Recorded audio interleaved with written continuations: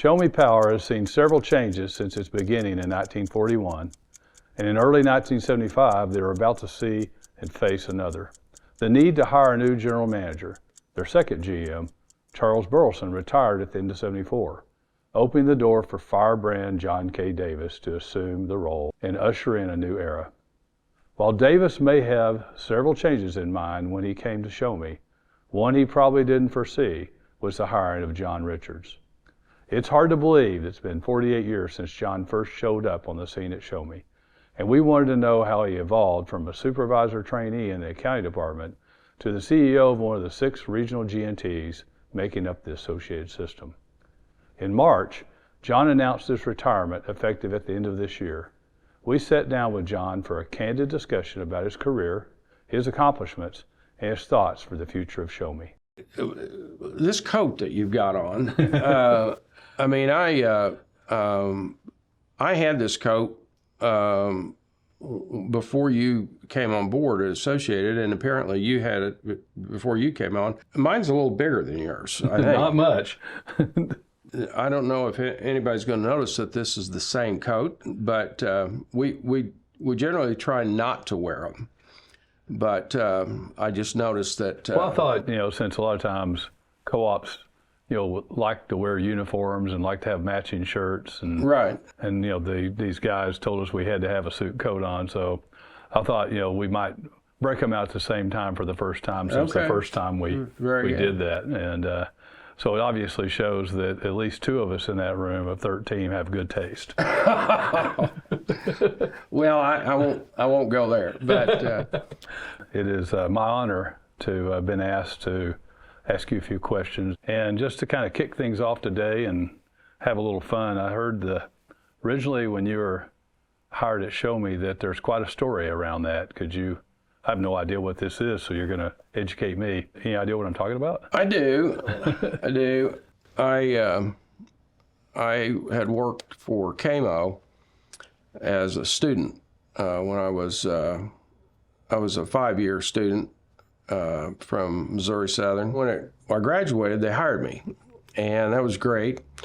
It's good to have a full-time job. My supervisor was a gentleman by the name of Rhodes Jackson, and he was the only chief financial officer that I'd ever heard of that had a master's degree in English from the University of Chicago. But he was getting ready to go in and have surgery, and he said, "There's a woman that works in the office that wants my job, and she's going to ask you some questions, and don't tell her anything." And so I followed his direction, and what I found out is the day after she'd asked me into her office, and I didn't tell her anything, she told her husband, who was the general manager at the time, and he told me that I needed to leave, and so that's how I came to have an opportunity to come to work at Show Me, and he got me 2 interviews. One was at Show Me, and one was another G&T, which will remain nameless for reasons that you'll know why in a little bit, but. Anyway, when the day came for me to come to Marshfield for that interview, the guy that I was supposed to work for, our chief financial officer, he wasn't here. He was playing golf somewhere in St. Louis, I think. But I asked, is this kind of awkward? And he said, "Well, I don't think so." And this was John Davis, I Yes. He said, I'm the CEO, and you'll work for me, and you can, your timesheet will get signed by somebody else, but you'll work for me. And so we spent the day, the morning anyway, talking about what I'd do and what he was going to do and how it all worked and various things. And he said, "I'd like to go eat lunch, and there's no place here in town that I like, so we need to go to the Golden Lion in Springfield." So we got there, and he laid it all out again, how things would work. He wanted to make sure that I knew that I would be coming to work as the lowest paid employee, paid less than the janitor. And that had changed, but initially that's how it was going to have to be.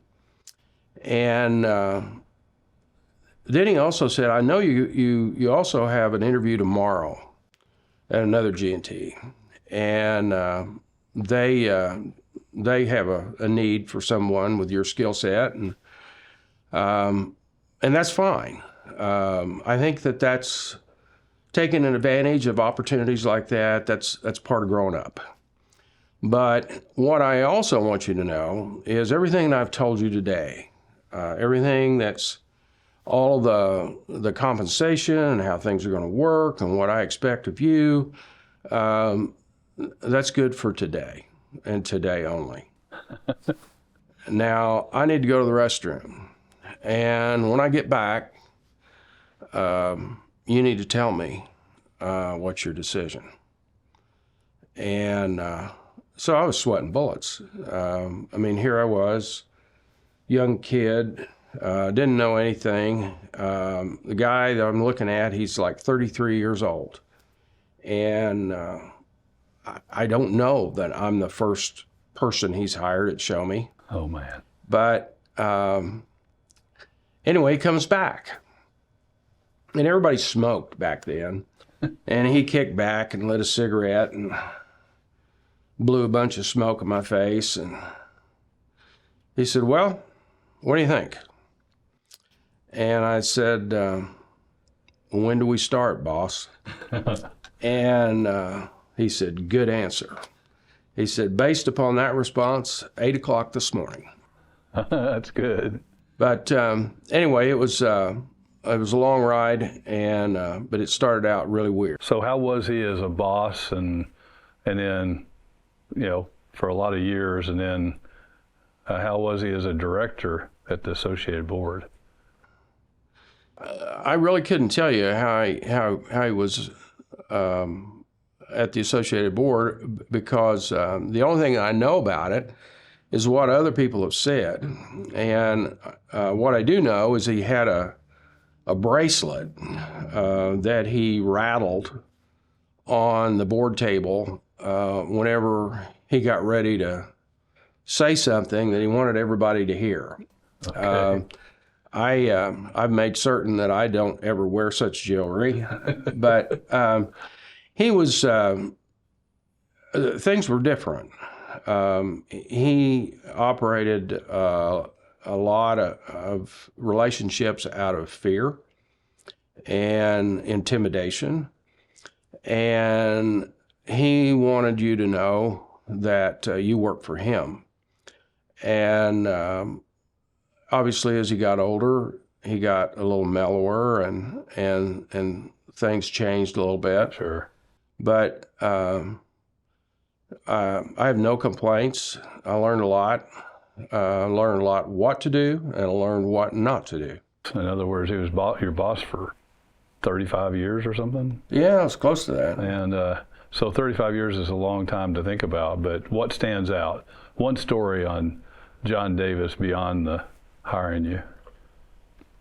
Well, probably the first time I ever went with him to Jefferson City. Back then, we were regulated by the Missouri Public Service Commission, and we had a lot of dealings up there. And so the first time that we went, there's a hotel there that's now, I think it's Doubletree. It's a round thing. It used to be a Holiday Inn. And on the top, they had a restaurant and a bar. And anyway, he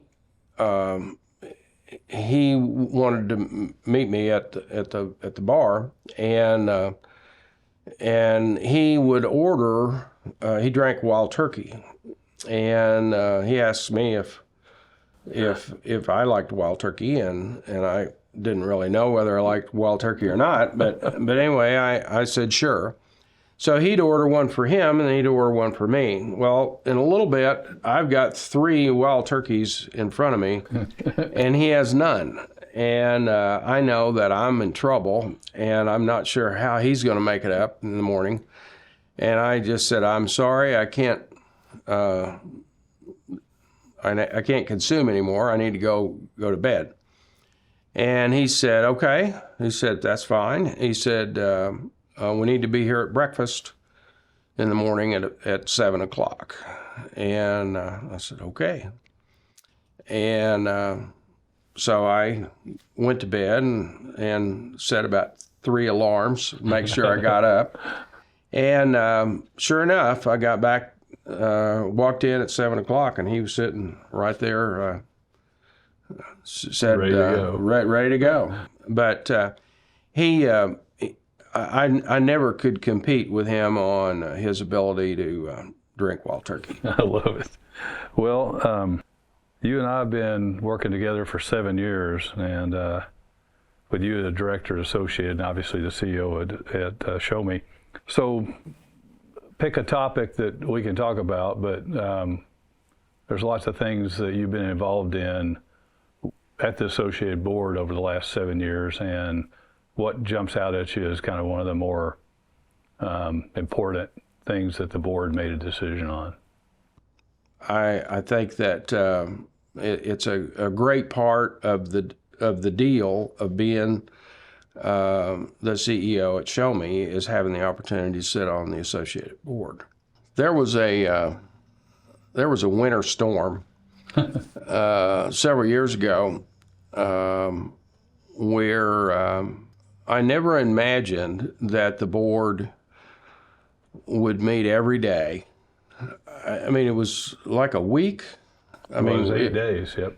And it was very intense, a lot of concerns, but then I think what really impacted me was the unanimous belief that not only do we need to keep the lights on, but we need to respond in such a way that it doesn't upset our members. And the actions that we took after it was basically over, I think it was probably your recommendation or someone's that said, well, this is what we need to do. We need to follow this path. My furnace had gone out, and it was very cold, and my wife had located 2 dairy barn electric heaters down at Nixa Hardware, and they said that they'll hold them, but I've got to get there. And so I do recall that on the last day of that meeting, I said, well, I'm going to vote for this, and I've got to go because I've got to go get those heaters. So back to Sho Me for a few more minutes. What's kind of your proudest moment on the Sho Me side that you've been able to accomplish at Sho Me? I think there's a lot of things. I remember when John Davis interviewed me that first day. One of the things that he wanted me to accomplish was to help get us out from under the jurisdiction of the Missouri Public Service Commission. I certainly didn't do it all by myself, but it was a goal, and we accomplished it together. And the reason for it was we were in competition with our members, and he thought it was a bad idea for Sho Me to be selling retail in a few communities that were adjacent to some of our member co-ops. Okay. So being able to achieve that was a plus. Starting Sho Me Technologies was a real challenge. Nobody knew anything about the telecommunications business. We had a lot of people that were willing, but we were obviously we were taking a big risk, and I'm very happy that that has been successful. And why do you think that's been successful? Well, I think there was a real need when we started. There was no capability of people to get large amounts of bandwidth in the part of the world where we live in, and in that 25 plus years, things have really changed. But I think if there's a need and you can satisfy that need, you're going to be successful. People remember. Tell me how your members have actually gone together at Show Me to support the Show Me technologies and the build out of fiber. Well, they all do things a little bit differently. Okay. You've heard that phrase. If you've seen one co-op, you've seen one co-op. Right. And they have a lot of things in common, but then they do things differently as well. But one of the things that they do share, and I think that I can speak for them in this respect, I feel like they are strong supporters of Show Me Power, and they have always come together whenever there was a critical time, and I just think that that was a big deal when we went down that road, and they've all adapted, and some are doing fiber to the home, some aren't. It's all a little bit different, sure. But I do appreciate their loyalty and support of Show Me Power and Show Me Tech for all the time I've been here. So they've supported you personally. You've announced you're leaving, you're retiring by the end of the year, and so what advice would you give to the next CEO that they hire in order for that CEO to be successful like you have been? I think, well, probably if they want to be successful, they need to be themselves. They don't need to try to be me. Sure. That'd be a bad idea. It'd be a bad idea. My wife Susie would say that'd be a really bad idea. But I just think that be honest, and I think with a board, if you don't know the board, you need to know them. You need to understand them. You need to try to understand what makes them tick. And it's just like your success at Associated. You understand all the board members and the interaction, and it's appreciated, and that's one of the things that helps. And it's no different at Show Me or anywhere else. So we're embarking at Associated on building new generation since the first time since like the early 2000s, and along with that, we're also been working for a couple of years on increasing the capabilities of our transmission system, all 6 and 7 of us. What's your view on just kind of the risk associated with that, and especially when you think about the transmission, what do we need to do to actually cause that to happen? Well, it just so happens that most of Show Me's transmission system, a lot of it was built about the time I was born. And so it's time for it to be refreshed. Okay. And we've gotten good use out of that transmission system. We've been able to accomplish a lot with it, but we need to be prepared to revitalize it. And the size of the conductor was small. It didn't carry as much load. We weren't carrying power across our system with all these different situations that we're involved in now. So we need to be more robust. It's not just taking care of Show Me's needs. It's how are we working to support the grid across the middle of the United States? Sure. And we have a different responsibility, and I think that's okay. That's part of the deal about living where we live, is we're sitting in between MISO and the Southwest Power Pool, and they're running power back and forth across our system, and we have to be capable of responding to those demands. When people talk about John Richards after you're gone, what would you like for them to be saying that you did that made a difference?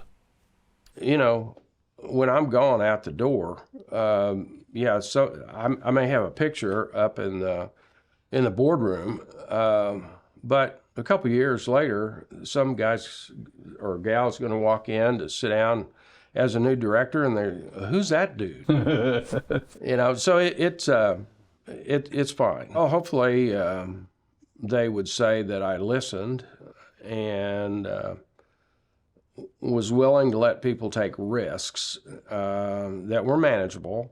Hopefully those are things that might stick around more than 20 minutes after I walk out the door. Well, I think 48 years of long enough is not long enough. I think 48 years of success at a single organization is unique in these days. And you know, your path from an accountant and having lunch in Springfield with John Davis to the chair you sit in today, and all the things you've done for the organization, I would say you probably get the words like trust and savvy. But to me, you'll always be the John Wayne of our boardroom. And well, you know, you think about John Wayne when you know all the years in the movies. You know, when John Wayne started talking, people started listening. And, well, thank you. I don't know that any of the other directors would share that thought, but I appreciate it. I think they would. I know our management team appreciates, you know, all of you, of course, and they truly appreciate, you know, your John Wayne approach, because what happens is you kind of wait until the right moment somehow, and then you start with something like, I was thinking that maybe. And then you go on from there. Final thoughts? Anything you want to share with those that are going to get to see this video of you and me? Well, I hope that they understand that we have a great business. We serve a tremendous purpose. And it's been a real pleasure working with you and learning from your experiences and seeing the way you work. And anyway, I'll see you around. Likewise, I appreciate everything you've done for me, and wish you the best in retirement. And we'll do the over/under on the number of retirement parties. All righty. Thank you, John. Thank you, David. You bet.